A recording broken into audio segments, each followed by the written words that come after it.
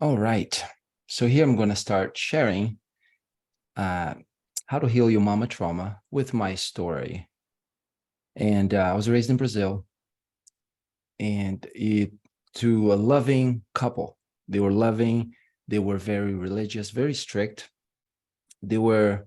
My dad was a preacher. Mom was a teacher in church. So from an early age, I noticed that my parents were leaders, and they were leading through either being um, church evangelists, and also in the community. They seemed like they wanted to do the right things. They wanted to be honest. They wanted to set an example. And growing up with such parents, I noticed that my parents were different. My dad was more like a friend. My mom was more like being a parent to everyone. And things start happening, such as not so pleasant. And it wasn't until 10 years old that something happened. I had been, my mom, through the best she could do, was, teach me how to be a good child, good person. She did some things that, maybe some parents would not approve of. Let's call it abuse. Mhm. Um, it wasn't until 10 years old that I stood up for myself. And because I guess I was getting taller and stronger. And one day I just pushed her because she had a habit like of spanking. And it wasn't until like one day something just clicked in my head, just like I pushed her. And then I saw that like something I never seen in her eyes. And I felt like she was scared. She was scared of me for the first time ever. From that day on, she never spanked me again, hit me again. Um, and I let it go. It wasn't until maybe when I was like 13 years later, no, maybe actually 20 years later. 20 years later, I was 30. I was reading a book. I was Mhm. reading a book about the book is called The Truth. And in that book, it was the first time it talked about narcissism, and it talked about, say, enmeshment. And it was Mhm. the first time I heard about enmeshment. And I had heard the word narcissism and narcissist, but Yeah. yeah, right. It's but I never thought that, well, I don't think I am. I don't think I know anyone who is, because I don't hang out with people like that. But that book, Neil, the name of the author in that book, really went deep into his rehab. So he was going through rehab, and in rehab he learned about enmeshment and narcissism. So I was like, man, this is sounding a lot like some of what my past. So one of the things I learned about narcissism and enmeshment is that a parent is to have conversations with children that are appropriate, meaning conversations that are to be had with, say, the spouse or adults, are not to be had with children. And that's not what happened with me. I noticed that in the past, my mother, I mean, she did the best she could with the information she had, right? She had her own traumas. So I started realizing, oh, okay, so this was what was happening. You know, my mom was doing this with my dad, talking certain things in front of me I was not supposed to hear. Um, and I started blaming myself for being the cause of their arguments, a child.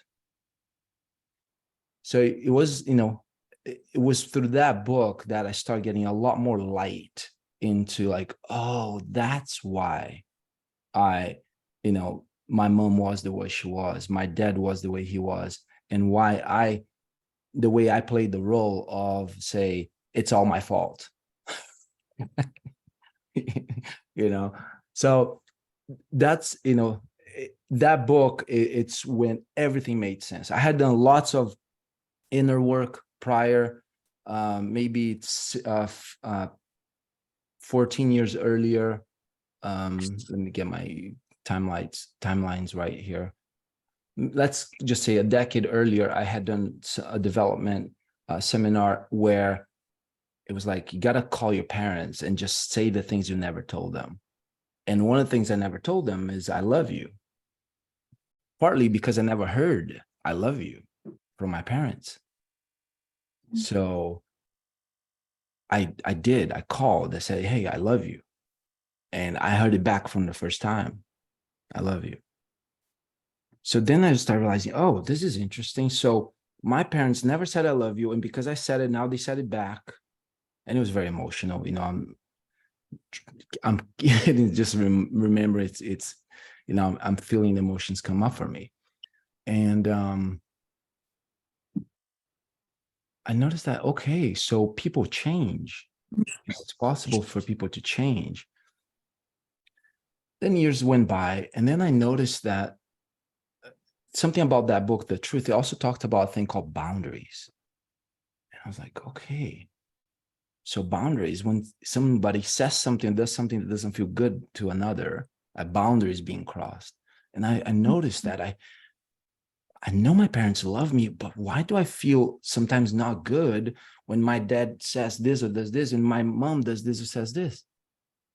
It was boundaries. I had not voiced them. I had not, you know, even made it clear to me where my boundaries were. So then I started a journey, and I laugh because it's funny now, but at the time it wasn't funny. But I started putting boundaries for my parents, certain things like, Dad, Mom, I'm not going to listen when you say, you know, when you start talking like this, or if you call me just to ask for things or for favors, you know, I don't feel like this is a healthy relationship here. Or, you know, Mom, if you're going to call me, I love talking to you. I love hearing you. And from time to time, I want you to start asking me a question. Because if you're just talking now, asking me a question, like, am I even here? Do you know if I'm here? So I started realizing the things that I didn't like that were bothering me, and I started voicing them and start putting boundaries. And one of the biggest boundaries I put was I stopped being the family, savior for finances, like for years. And, you know, because my parents, they borrow money to bring me to take me to pay for my stay in the US, not my stay, my first 6 months in the US. So they had to borrow, they didn't have it. So I thought I was so indebted to them that I started sending money. They brought them to the US. Here's more money. But then I realized they were just calling me for the money. So it's like something, I need to put a boundary. So I set that boundary, and guess what? The calls stopped. They stopped, and they stopped for a while. And I was like, okay, I guess that's what's happening in their awareness. You know, that's how, you know, it's not about me here. You know, I need to preserve myself here. And but then eventually one of them called and wanted to check in, and it's like, okay, so, you know, they are interested in me, and they're learning now that there was a boundary they were crossing by just calling when they needed money. And I mean, I went deep into personal development, spiritual things. I mean, I found myself a lot in rooms where I was either the only guy there, and most of the women there were in their 70s and 80s, like lots of shamans, you know, medicine women, you know, like I really wanted to like heal whatever it was that I needed to heal. And I got a lot of healing. So I'll share some of them here with you. So one of the main ones is the book called The Truth by Neil Strauss. That's one. The next one that I want to share that came to my awareness recently is one sentence. And this sentence is the punchline of an amazing movie. The movie is called Good Will Hunting. If you haven't watched it, watch it. Highly recommend it. Okay. The punchline on that movie, it's and the story is of a young man who didn't have, you know, the best upbringing, parents, very angry with life, but very smart as well. And finally, he started having sessions with a therapist, And finally, the patient became, like start opening up. And the punchline is here. This is the punchline. The punchline the therapist told him is, it's not your fault. It's not your fault. And I've seen these punchlines from different therapists, from different coaches, from different teachers, different books. That's not your I've fault. heard that too. Right? You've heard that, right? Yeah. Yeah, I hear it all the time. Good. So if it's not my fault, then what? Then what do I do? Who am I? So what's true? Mhm. What's truth? What is reality then, if it's not my fault? Then one can start. So what I started doing is started then creating the past. I started creating the past that I wanted. Because up to, nothing just happened, just in one moment in time, every day through meditation, journaling, going to one workshop, another, one retreat, another, having one relationship, then another. All this, these things added to certain things that I'm sharing here. But one of them is I can actually create the past. What I mean by that is I can choose the meaning I give to the memories I have of the past. So for instance, right now I'm remembering when my mom was holding me down and she was hitting me, and I started looking to the corner of the room, like as if I was going crazy, just to change her perception, just to what's the word, have her look where I was looking. And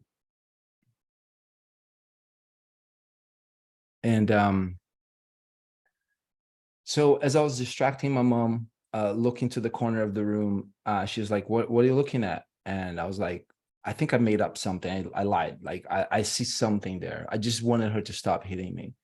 So so that's the one memory I have. So then I can create the emotion that I relate to that memory, if any. So that's what I mean by creating the past. So as I tell the story now, I'm just thinking like, I can give that memory in my mind that my mom, she was, and then blank, blank, blank. So I'll just come up with something right now. So for me, actually what I feel is a little bit of laughter, not because it was funny, but because I've done the process so many times of me programming the memory to have a feeling that's good, and the feeling that is good to me is laughter. So it may sound crazy just me to say this out loud, but with my the schools I've been to, the certifications I've had, especially with hypnotherapy, is that one actually can program any memory to have any emotion that one wants. Fully programmable. So now as I'm telling that story, I've been programmed to go, oh yeah, my mom, she was doing that. I was acting crazy. She stopped. It worked. So do you recommend hypnotherapy for people then? Because I've never done it. Yeah. Yes. So I started self-hypnosis in 2004, finally got certified in 2020. Yes. And hypnosis, all hypnosis or all hypnotherapy is self-hypnotherapy. No one So can what when they do that too, they just like go into your memories or something? Yes, but so it's me. So for instance, if I ask you, recall a time that you felt happy, or the last time you felt happy with your mother, then you can recall a time that you felt sad or angry with your mother. So just by me saying recall, you are accessing your memory, but it's you doing it. So a hypnotherapist plays the role of guide to, say, a tourist. You're going to be a tourist in your own travel in your mind. And then a good hypnotherapist will ask you, what do you want? And then say, okay, I want this. All right, so let's do that. Let's reprogram those memories. So since the memory is there, one can choose this memory is going to empower me or it's going to make me weak. I think it's better to make the memories empower, even if it was at the time it hurt.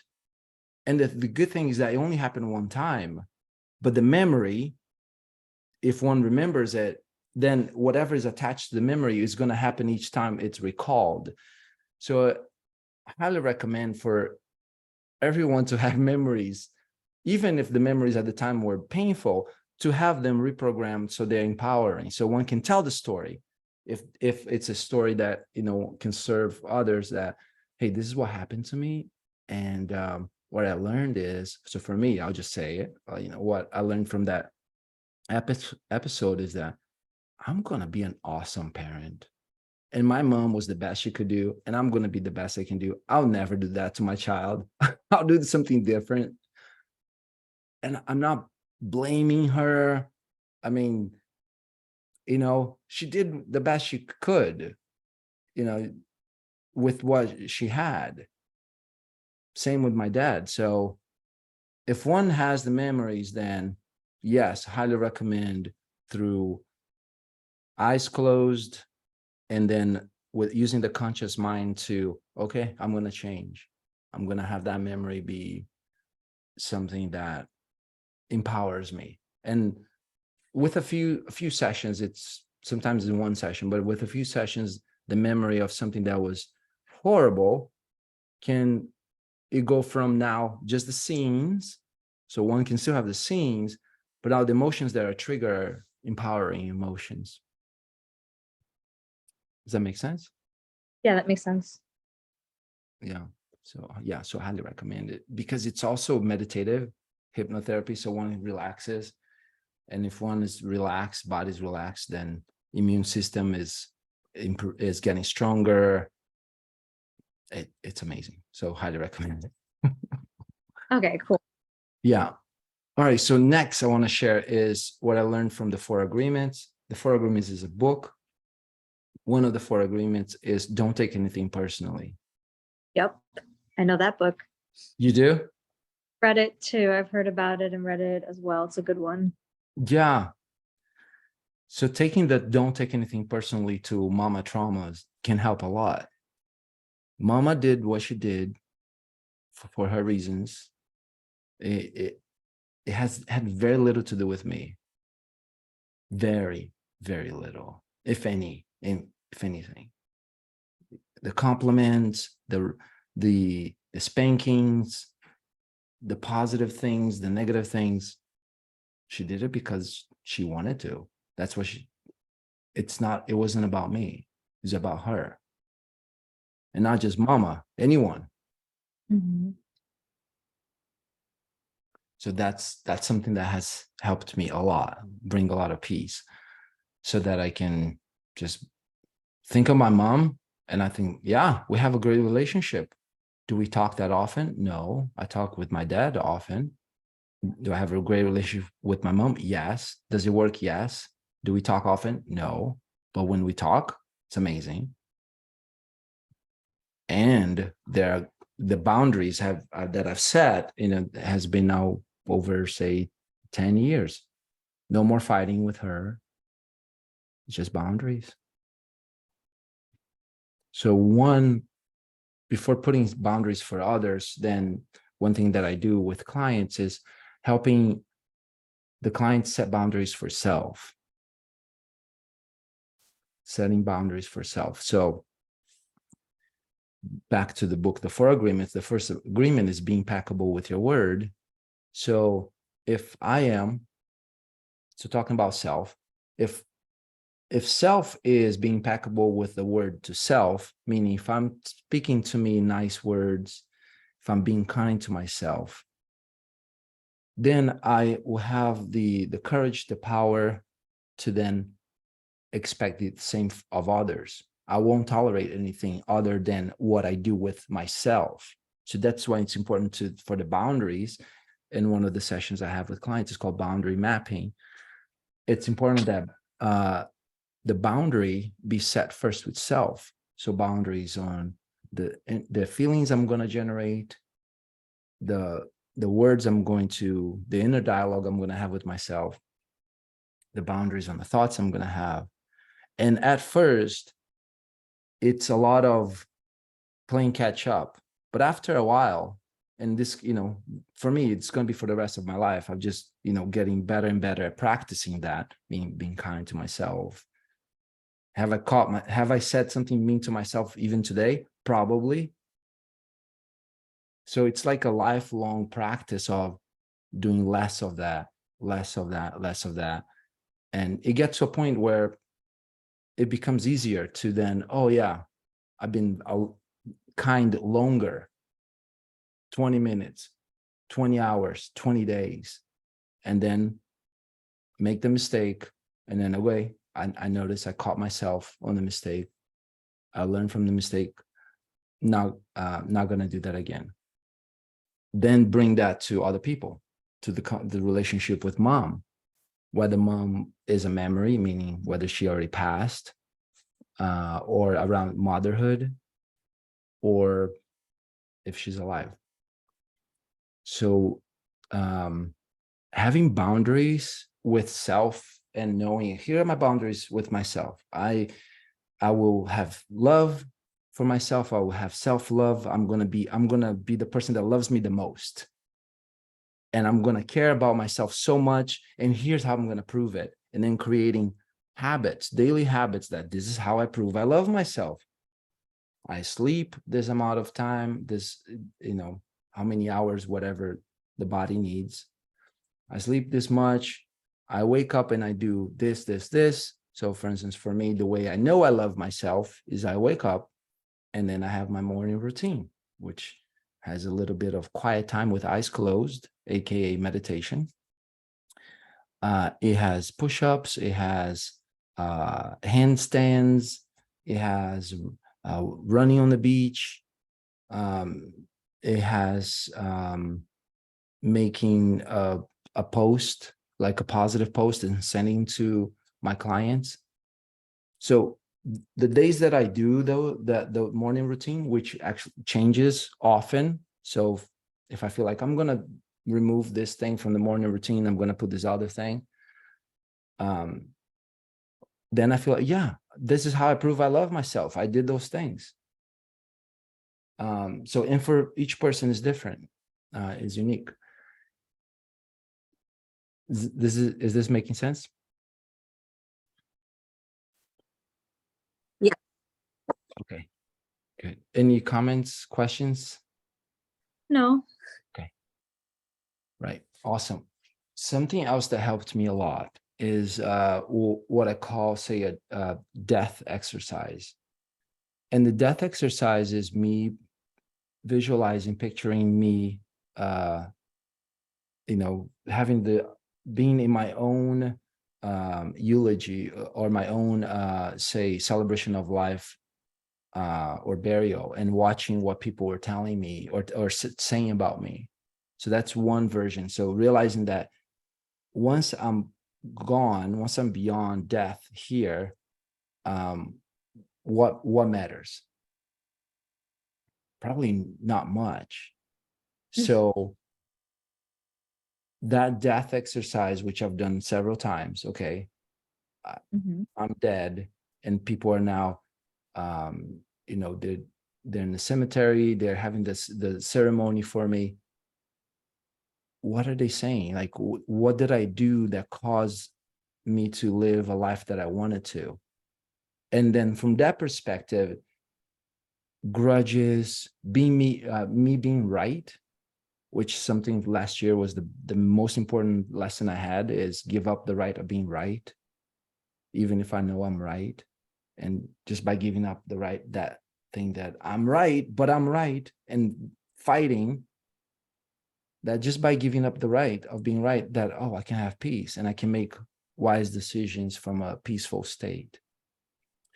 So that death exercise has helped me a lot. And in the past, I wished, when I was angry with my mom, when I was a lot younger, I wished she would die. And I would wish like some horrible things, feeling like that, as if like my happiness was dependent on her not existing. Then I realized that whatever I feel, it's me generating those feelings. It has nothing to do with other people.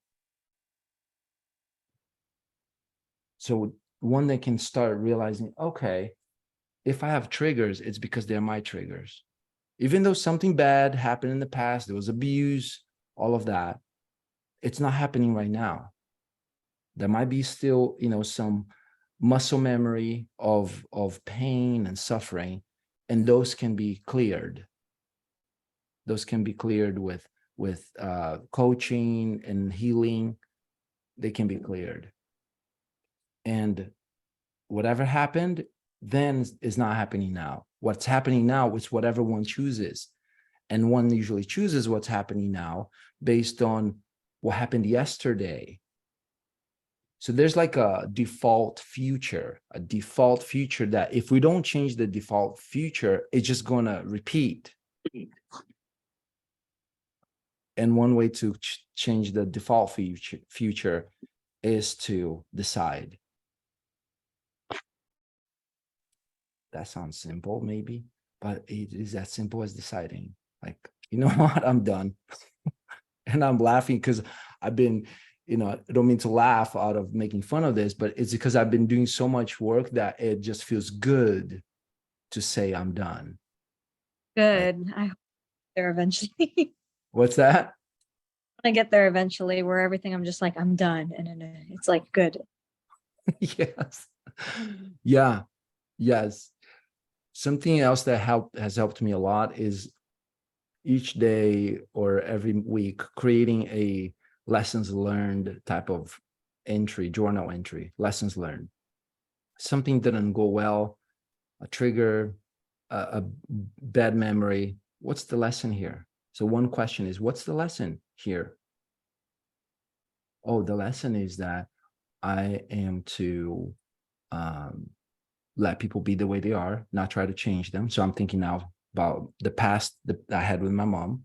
I'm not gonna try to change her like I used to. Thinking that there was something wrong with her. Like, she is who she is. Can I respect her the way she is?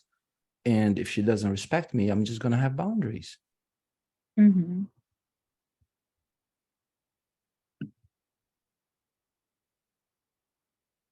Also something, so the lessons learned, something that has helped a lot. Something that has helped me a lot also is writing a letter to mom or to anyone else that one could say you want to make peace with. It's not really making peace with them, actually. It's making peace with yourself. Pain is gonna happen. Suffering is optional. Pain's gonna happen. Suffering is optional. Suffering is self-induced. Maybe in the future there won't be suffering if Mhm. if consciousness keeps evolving. There'll be pain but no suffering. So the opportunity I see here is for people to engage less in suffering, because suffering is induced.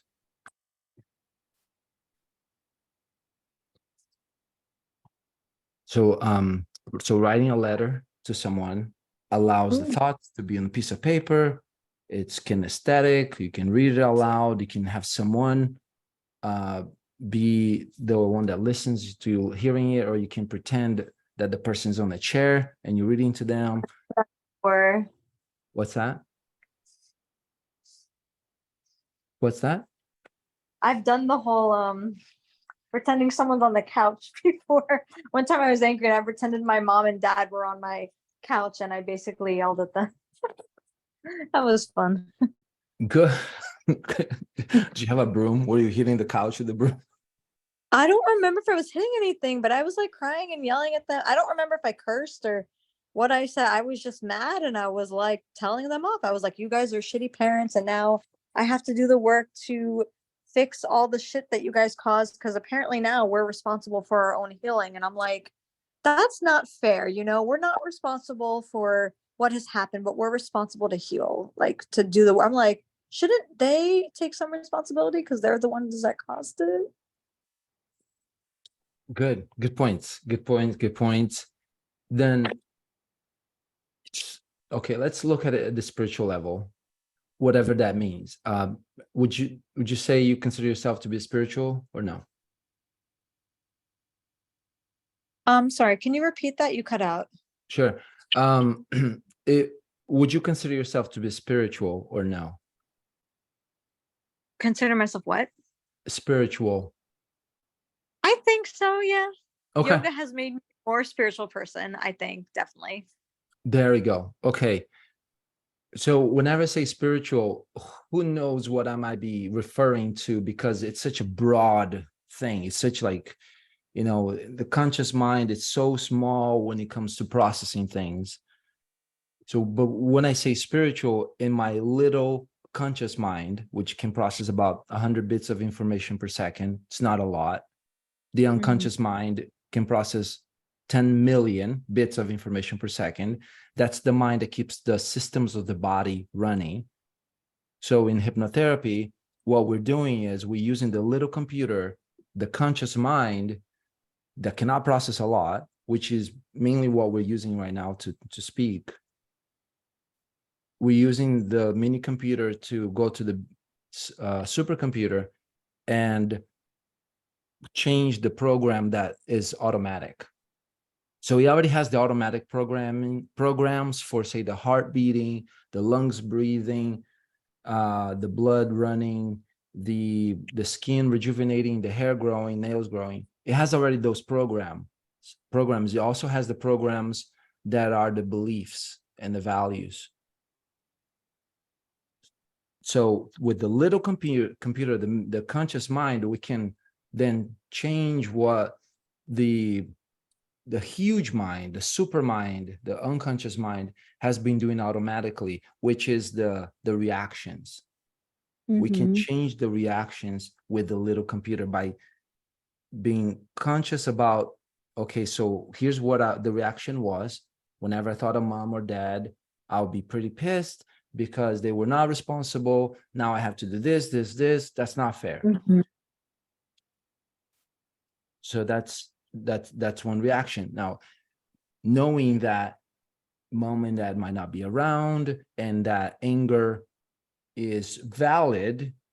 So I think feelings are one of the best gifts ever. So feel the feelings, go through the anger, go through the rage, break whatever you need to break, perhaps things that, that you've won't cost much if you want to break things. Then once done, like, okay, what now? Can I change the reaction I have when I think of dad or mom? Can I have a reaction that when I think of dad or mom, I feel so peaceful? Why? Why would I do that? Because I love myself. I love myself so much, I won't put myself through another reactive episode of thinking of mom and dad and feeling anything less than peace. Because I love my body. I love my thoughts, my emotions. I love my experiences. So I'm doing this for myself. I'm not doing this for mom or dad. Because one, the universe for a person is only what they experience. So the universe or spirituality is only what you can perceive. And what you can perceive, it's usually what you generate. Okay. What's that?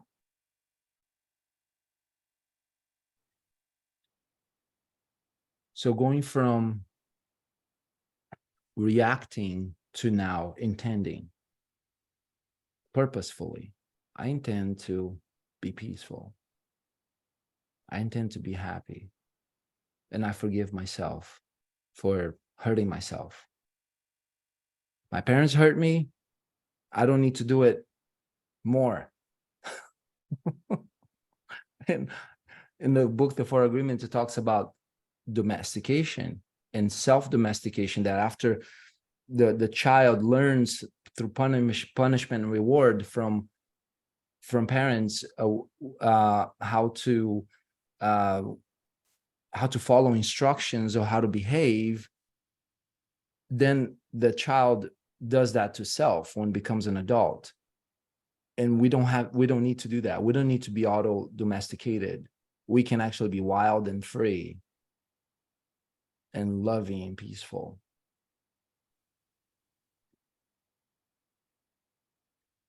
What's coming up for you? I agree with you with that. Yeah.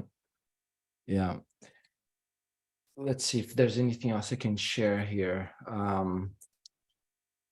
So we talk about boundaries, the 4 agreement, goodwill hunting, it's not your fault, narcissism, enmeshment, in the book, The Truth. Growing up with my parents, I attracted a lot of narcissistic people around me that I have finally gotten rid of all of them, but I didn't realize that that was a thing until I started doing research about these people, because someone told me, I think you're dealing with a narcissist. And then I was like, I got to figure out how to handle these people, because like they're a lot to, like, if you don't know what you're dealing with, it's insane. Yeah. Especially when I was living with them at the time, and all of them were narcissistic, and it was like 5 against 1. So I had to research what to do, because I was going through the cycle with them and I wasn't understanding what was happening. All I knew was like they would be fine 1 minute and then the next. I was like, this shit is crazy. What the heck is going on? Yeah. Good. So you went, okay, so back to the spiritual level of things, whatever that means. One of my beliefs is that at the spiritual level, we chose the lessons or the challenges for this life. So then we're here as humans playing like we forgot what we had already agreed as souls to go through as humans. That's one of my just ideas, theories. I've heard it from, a couple of different schools of thought. And I kind of liked it. I was like, oh yeah, if I looked at that perspective, whether it's true or not, because in the past, recently, I just talking about truth and what truth, even that word means. Truth, I think it's whatever a person is experiencing in that moment. So two people can be drinking the same beer or the same wine and not have the same truth about that experience.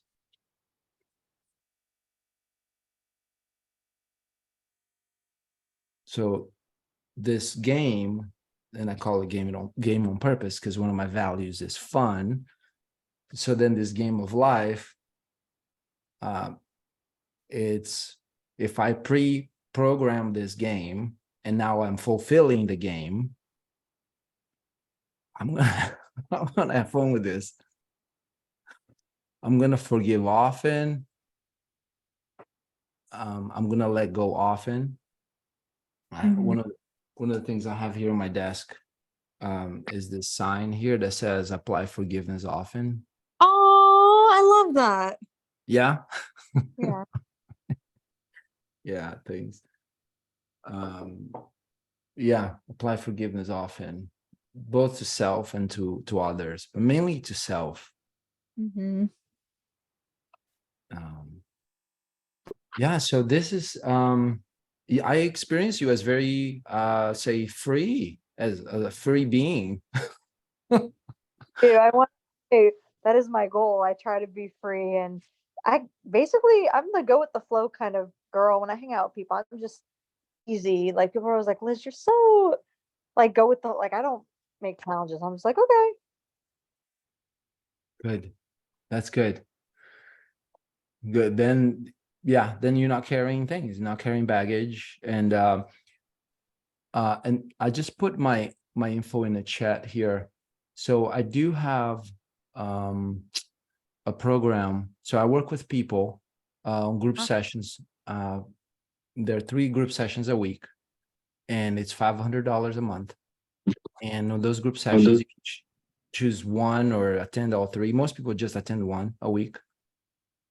We go deeper into three words or three values. One is love, the other one is freedom, and the other one is growth. Love, freedom, and growth. And I figured those three values, they cover a lot. And then we applied love, freedom, and growth to the three main areas of life, which is health, wealth, and relationships. Mhm.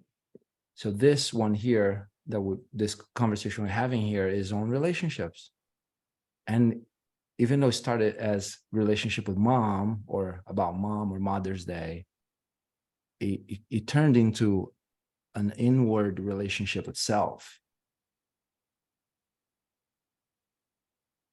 That the better a best friend, is that grammatically correct to even say, but having that best friend, you being your best friend, of course, having best friends besides yourself is great, but knowing that you are one of your best friends to yourself, that your self-love, it's something that keeps evolving.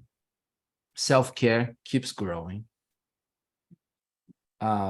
Pampering keeps getting better. I believe those have helped a lot of, for me and for my clients to then look at all the relationships, say with mom and dad, as in with high standards, meaning my standards are so high because I already proved to myself that I love myself. Then how will I see my dad? What will I see him as? What will I see my mom as? Well, because I love myself so much, I see my mom as the best mom in the world to me. And that even shocks her because she started noticing that I started seeing her as the best mom. So I can tell that sometimes when I talk with her, I'm projecting onto her all the amazing qualities that she has. One of them being a health nut. Like she knows so much about herbs and how to heal from cancer with just natural remedies. And she has a lot of amazing qualities. So when I'm with her, that's the overlap. So that's another keyword, overlap. I share a lot with people that in your relationships, focus on the overlap. Focus on the overlap, whether it's business or personal. If you focus on the overlap, you'll be golden. Anything that's not overlapping, you know what? Let's not talk about that. Yeah, you like that one? I like that one because I feel like that really helps like shift the mindset with like anything. You could be like, just focus on the progress for it, like whatever's going on. There's always something good, even when something seems really, really bad. There's always that like light or like good thing. And it's like if you just focus more on that, like you're gonna be okay. Yeah, this is one of my reminders here, and I have it here to also show people. Overlap only. Overlap only. Yeah. So yeah, I put my phone number and my WhatsApp in the chat. If you're interested, text me and I'll send you a link on how you can learn more about the program. And I really experience you as someone who's free. This is great. So I think since you already let go, you are someone who already lets go easily of things that are not serving you. Then for you, what I see next is expansion. And if there's anything to be healed, I think for you it'd be very fast. Thank you. I appreciate that. Yeah, totally. Yeah, totally. You can, yeah. If your backpack is light, you can fly fast, you can run fast, you can travel like many places. So if you have light in your backpack in your luggage, then anything that's not light, just let me see, I'm looking for, oh, here it is. So this thing right here, it's a health device. It's like an acupuncture type of thing, but it's spiky. Okay, so it's meant for the skin, and it feels amazing to do this, like massage the hands or face. But sometimes I use this as a metaphor that if something's hurting, sometimes if I squeeze this too hard, then it might cut, it might puncture Yeah. my fingers. So sometimes if something doesn't feel good, all one needs to do is this. Is just to, like what you just said, which is let go. Yeah. It's and so back to the pain and suffering. Emotions are addictive, or they were addictive. And the reason I put it in the past is so that, in hypnotherapy, I'm very careful how to use my words. So since emotions can be so, it's good to be addicted, I guess, to the good ones. It's then having that, letting go of the relationship of the emotion of suffering, that it's okay to suffer. Just by being conscious, like, oh, okay, I can just actually decide that I'm not gonna entertain the emotion of suffering anymore. Yeah. And one of my hypotheses, theories, is that in the past, people chose suffering, myself included, just to make it more interesting. Just to make the movie more like with ups and downs. And if one chooses that on purpose, then that's okay. It's just this lifetime. But having the knowledge that I can actually just suffering is optional. Like it may be somewhat, like, is this even fair for me to not have suffering while others are suffering? So it could be a conversation that perhaps one could have. It's not fair that I don't suffer because there are millions suffering. And I believe that if one is not suffering, then one could actually have millions, because then one is clear to That's help. so What's that? that's true. I agree with it. Yeah. Cool. We're coming up on time here. I want to be respectful of the hour. Do you have any questions, comments? No, I'm good. Thank you. Welcome. Welcome. Yes, it was great. Great chatting with you. You too. Tell your friend that hi. Well, Yeah. And if you want to know about the program, if you want the link, text me and I'll send you the link. okay, thank you so much. You're very welcome. Are you ready for tomorrow, for Mother's Day? I think so. I've been preparing, so it is what it is. Yeah, Are you Yeah. ready? I am. Yeah. Woo. Yeah. I've I already called. So I have a WhatsApp group with my parents and my sister. So I had a call with them today already, which I've never done before. Like, have a call before Mother's Day to prepare for Mother's Day. Oh, I'm not even dealing with my family tomorrow. I put boundaries in place and kind of had to tell people in my family, because they were trying to get me to talk to my mom, like, you need to respect my boundaries and stop this. And then they stopped, and I'm like, wow. Good. That's love. I believe when Yeah. people respect boundaries, it's love.